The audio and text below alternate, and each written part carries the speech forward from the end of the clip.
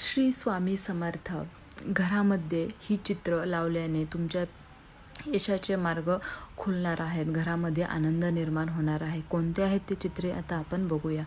त्यासाठी तुम्ही व्हिडिओ शेवटपर्यंत नक्की बघा आणि चॅनलवर नवीन असाल तर सबस्क्राईब करायला विसरू नका.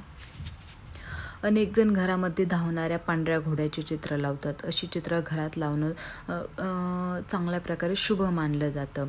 पण तुम्हाला माहीत आहे का की वास्तुशास्त्रानुसार हे चित्र योग्य दिशेने लावणे खूप आवश्यक आहे.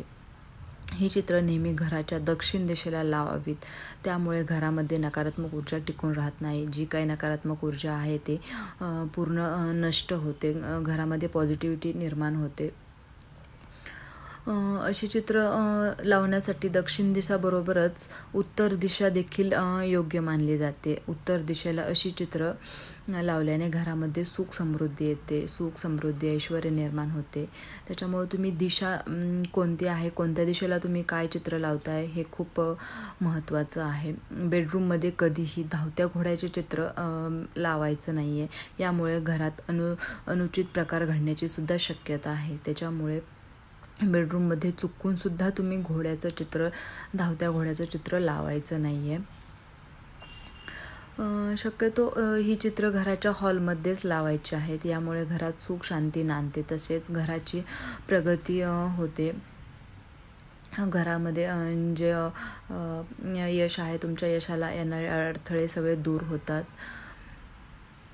ही चित्र खरेदी करताना घोड्याला लगाम नाही आहे याची सुद्धा तुम्हाला खात्री घ्यायची आहे. याची थेट संबंध घरातील आर्थिक समस्येशी होतो.